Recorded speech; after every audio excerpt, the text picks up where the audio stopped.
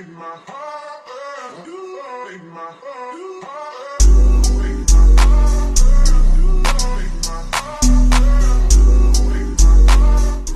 let's see what's on my feed from me today. Mommy ASMR. Mommy ASMR. Nah, he's tweaking. Looks good, looks normal. What the heck? Another aura farming video? Oh, brother. Relax. I know I'm a little late to the quote-unquote aura farming trend, but I've seen people saying the same few characters were aura farmers. Like Piccolo, obviously, that's all he does. Looks like you found a good fight. Mind if I cut in? Better scramble like an egg before you get folded like an omelet, nigga. Genu, Killua, Sasuke, Gojo, that one aura farmer at the Miku lookalike contest. But I personally felt like there was some underrated aura farming picks. Like, nobody talks about how much Aang aura farms throughout the series and damn near every scene he's in. And for those of you who aren't familiar with the term aura farming, to try to look tough even when there's no obligation to. Dude, did you see how that guy walked down the hall? No way he wasn't trying to aura farm. Nah, fam, you're so right. That's just the example they give on Urban Dictionary. To me, an aura farmer is a character that does cool things for absolutely no reason. Alright, everybody should get it now. But this man Aang aura farms so much to the point where even in his introduction, he couldn't resist. Everyone knows the introduction to Avatar. Water, earth, fire, air, Avatar vanish, blah blah. Sokka and Katara in a boat. Then they get in an argument, and due to Katara's riled up emotions, she accidentally bends Aang out of the water, and as he's in the iceberg, he activates the Avatar state, looking cool as hell. Then he steps out and collapses into Katara's hands and slowly opens his eyes and says, I need to ask you something. What? What? Please. What? Closer. What is it? Will you go penguin sledding with me?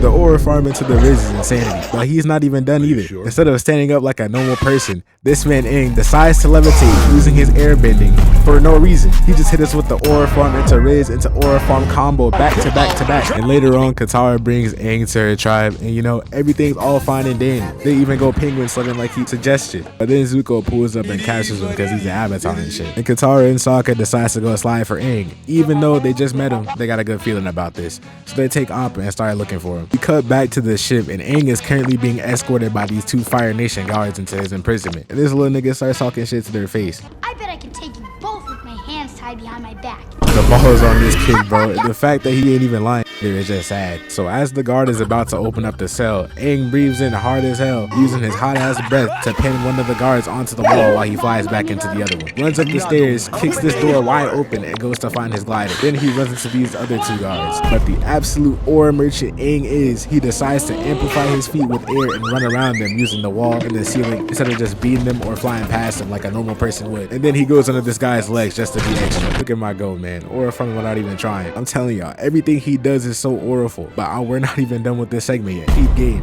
He hops up here and he's met with another guard. He does a little sorry PK fire and the cam goes slow-mo and Aang jumps backwards. And with said hang time, he angles his body in the exact direction to use this man's hat to free his hands from the rope ties. And the force of that knocks out the soldier. Sorry ass nigga. Aang searches and searches for his glider, even sees Iroh while he's sleeping, and then he finally finds his staff in this room with the door wide open. So he runs inside to get it, and it turns out Zuko was behind the door the entire time, bro. I'm not gonna lie, that was like too obvious. His glider was on a silver platform. I knew it was too good to be true. So instantly Zuko's trying to run his fade, and you know Aang, he just simply dodges all of his attacks. Zuko tries to apply more pressure, but Aang just goes under his legs, gets behind him, and starts to begin guiding his fire. Like, bro is a 12-year-old. Aang ain't even trying to fight back for real. He just extinguishing his flames with his air. Then he creates a ball of air and starts spinning around him even more. Zuko finally catches him slipping up and Aang falls into the wall but lands on his hands, flips through his flag and wraps it around Zuko in one smooth motion, immobilizing him and grabs his staff. Once again, another elite case of aura farming. But then Zuko bursts the flag into flames and gets in stance, ready to box. But Aang pushes his bed into him, slamming him against the wall.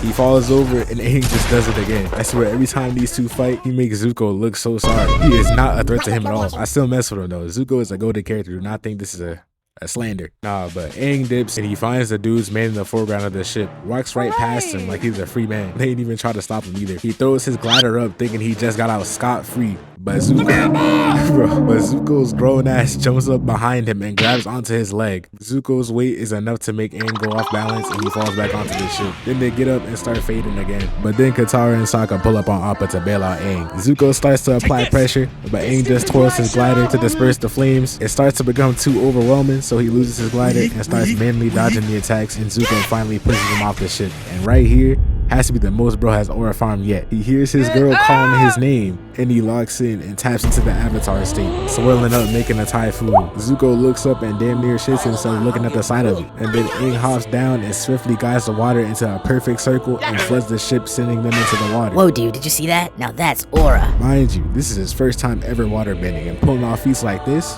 that is absolutely crazy. But as they're trying to get away, Zuko charges up a fireball and hops off his seat oh so elegantly, and readies up his glider like a baseball bat and smacks the fire into the mountain next to them, causing the debris to fall onto Zuko. But I ain't even done yet. There's more evidence of this man aura farming. Literally an episode after this, he's captured by the Kioshi warriors. They treated him like a bitch at first. They do not believe he's the Avatar, and in order to prove it, he leaps into the air and does his elegant backflip and lands in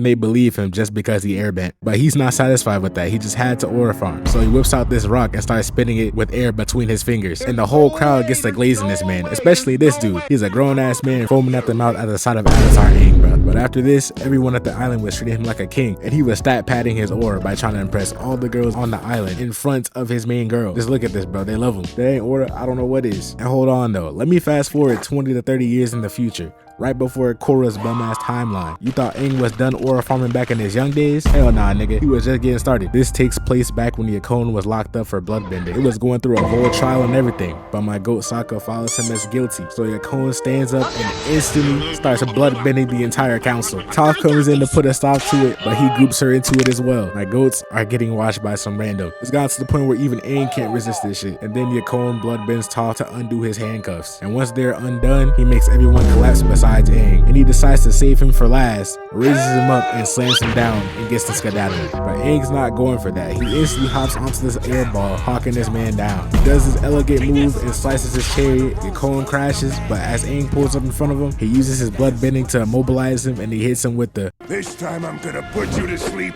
for good. He began crunching up his body. Low-key hurts to look at, but then this infamous scene plays.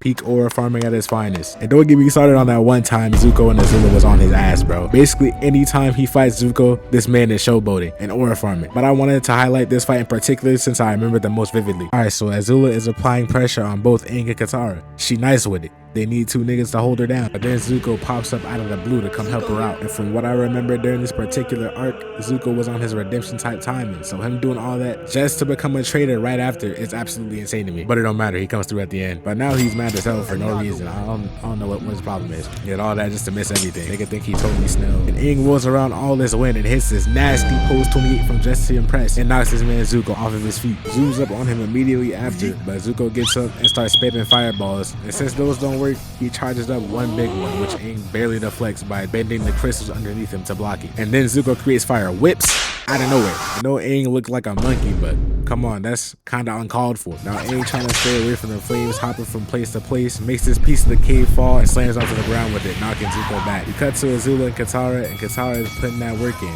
genuinely impressed. She wraps Azula's arm and leg in water like she's Gara, raises her up and is about to give her the nastiest down slam of the century, but Zuko turns his attention toward them and breaks her water, releasing Azula. And Azula got the nerve to be smirking menacingly afterwards, like he wasn't just finna get clapped. But Zuko just shifts his full attention to Katara and starts breaking down her water suit. Then we cut to Aang and Azula's not wasting any time, boosting toward Aang with her jet flames. But Aang turns himself into a crystal man trying to clash with her, but the sheer power of her flames overwhelms my goat, and he's sent back flying into this building. And now Azula and Zuko are jumping Katara. But Aang isn't trying to let that happen, so he boosts out of the building he just landed in and slams onto the ground, making a crazy entrance. I can't even describe what I'm looking at, just pure aura. Then the Nile pull up, instantly ruining this cool moment. Now they're getting jumped by like 30 niggas and maybe raps. Aang looks around feeling overwhelmed, and he remembers his training / advice that one old guy gave him once before, and he blocks himself inside to meditate. And he manually locks in and switches into the avatar state, levitating and everything, though it's actually the honored one. Fuck that bum nigga Gojo. He's at the peak of his aura, but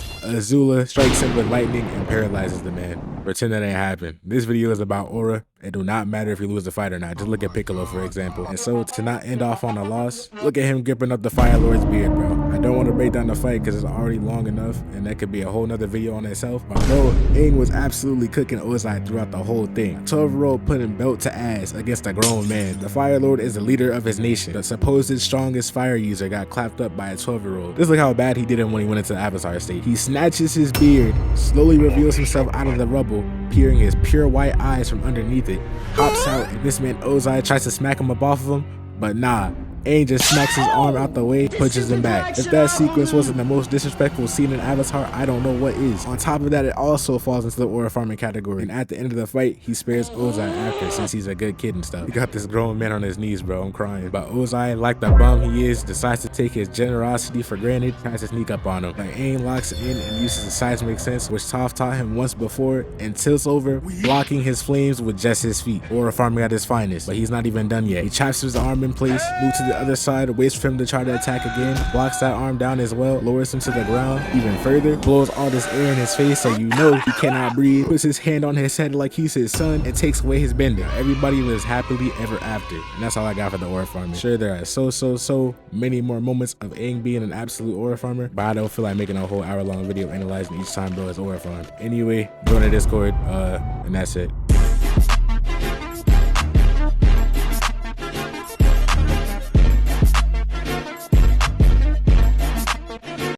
Okay, she got swag. Hello. Okay, she got bag. Hello. Okay, she got class. Hello. Okay, she got head. Hello. Ooh, I like her tone. Okay. Shawty say she home. Okay. Got her out that thong. Okay. Made her silly.